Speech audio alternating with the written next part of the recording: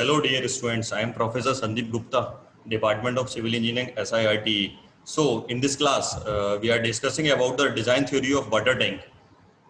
Previous classes में मैंने आप लोगों को theory of water tank बताया था. अब in this class we are discussing about the design of water tank, or we can say the design theory of water tank. So design theory of circular overhead water tank especially. So you can see the slides and design of circular overhead tank. So in this slides we are dividing or we are draw the three types of dams. आप लोग देख रहे हैं तीन तरह के मैंने tank यहाँ पर डिजाइन बनाए हुए हैं, ड्राइंग की हुई है, जिसमें फर्स्ट टाइप का water tank with doomed top and flat bottom slab. That means the top आपका डोम शेप में रहेगा और बॉटम उसका फ्लैट रहेगा. That is a number one. Second type का लिखा हुआ है बी टाइप, जिसको बोला है मैंने, नाम दिया हुआ है B, water tank with dome top and bottom slab. That means top dome रहेगा और बॉटम भी डोम रहेगा, दोनों डोम पोजीशन में. थर्ड आपका सी टाइप जो मैंने लिखा हुआ water tank with a conical dome shape. इसमें कॉनिकल डोम शेप रहेगा एंड स्पेयर बॉटम स्लैब और स्पेयर्ड बॉटम रहेगा, और टॉप डोम तो तीनों में कॉमन है ही. तो this is special type of tank we are से और वी आर कॉल दी इंज टैंक. इसको हम लोग बोलते हैं इंज tank. This is a special type. इंज टैंक एक साइंटिस्ट थे ऑटो इंज, जिन्होंने इस टैंक को डिजाइन करने के लिए अपनी कुछ थ्योरी दी थी, इसलिए उसका नाम उनके बेस पर रखा गया Intze tank. Intze tank that means with bottom conical dome. आप देख रहे हैं इसमें for the large diameter cylindrical tank. जब हम लोग को लार्ज डायमीटर सिलेंड्रिकल टैंक बनाना था for the large capacity of storing a water, so we are design the INS tank. That is a diagram of the INS tank and having a some proportioning of INS tank. That means dia of tank is capital D, representing in the figure. This is the dia of D. This top rise H1, height of water tank capital H, height of bottom H2, bottom dome rise H3, ring beam V1, ring beam V2. So these are the proportioning. That is a fixed way. Diameter of tank is D. Top ring beam 1. That is always called as a V1. Bottom ring beam. This is always called as a V2. This is a cylindrical wall. So number of element we are designing here. That is a proportioning. Dia of tank is D. Height of cylindrical portion H is equal to 0.6 D. सम प्रोपोर्शनिंग जो हम लोग use करेंगे इसको design करते हुए, that basic, जैसे कि मैंने आपको क्लास में बताया, this is a theory portion और design theory discussion. Rise of top डोम.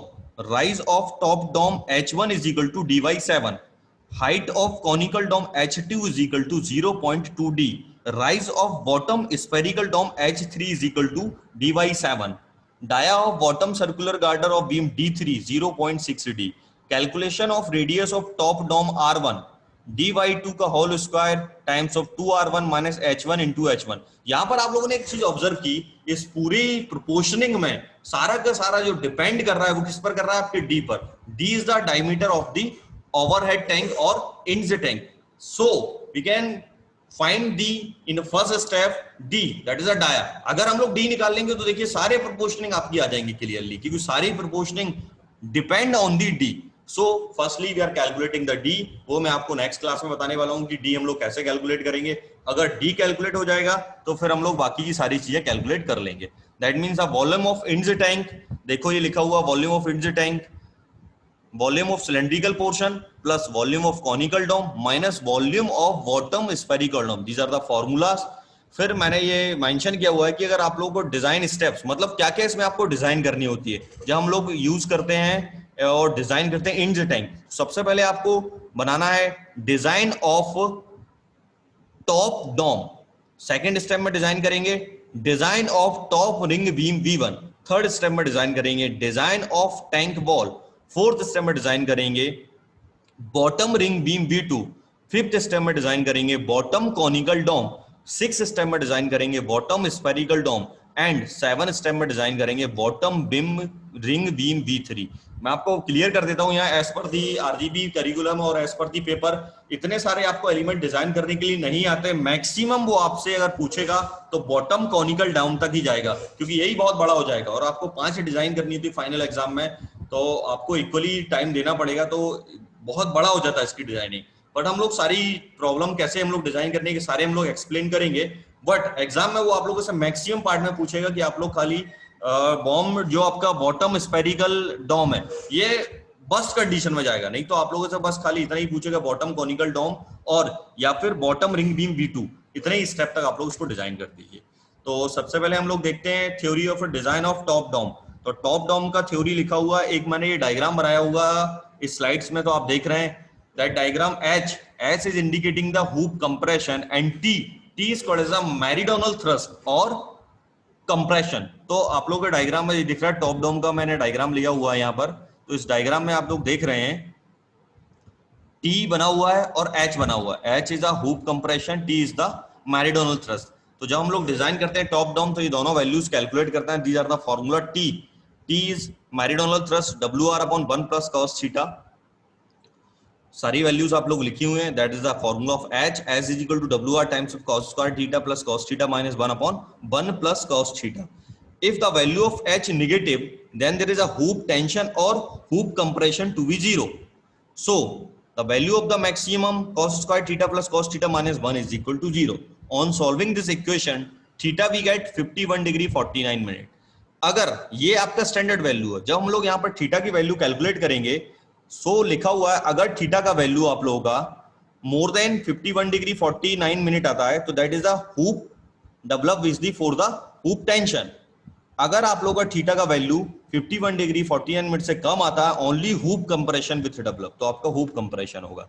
फिर इसके बाद हम लोग की थ्योरी है टॉप रिंग बीम V1। तो टॉप रिंग बीम V1 के लिए हम लोग कैसे डिजाइन करेंगे ये देखिए। आप लोगों का इंक्लिनेशन फोर्स आ रहा है जिसको मैंने रिजॉल्व करके दिखाया हुआ है।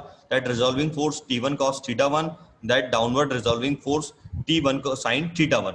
ये radius R1 already calculated, this is the radius R1, ये दोनों सेम हम लोग कैलकुलेट कर चुके हैं। तो यहां पर हम लोग T1 का फॉर्मूला लिखेंगे WR/1 plus cos θ1, that R1 already calculated, θ1 already calculated, so we are calculating the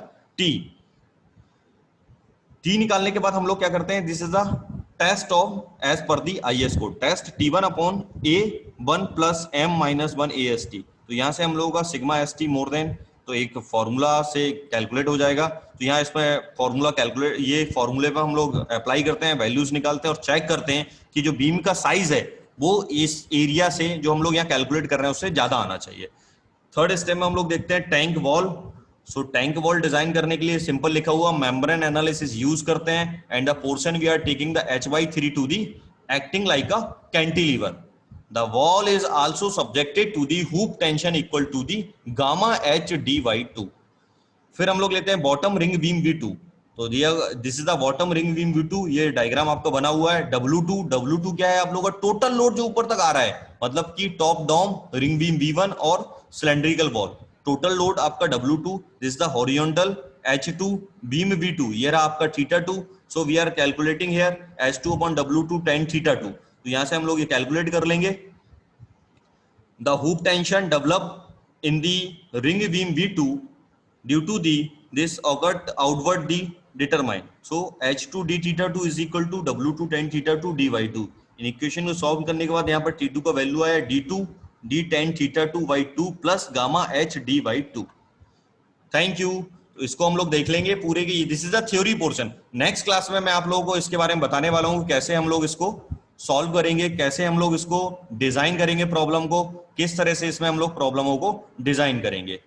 so design करने के बाद हम लोग देखते हैं कि कैसे हम लोग इसको देखेंगे। Thank you.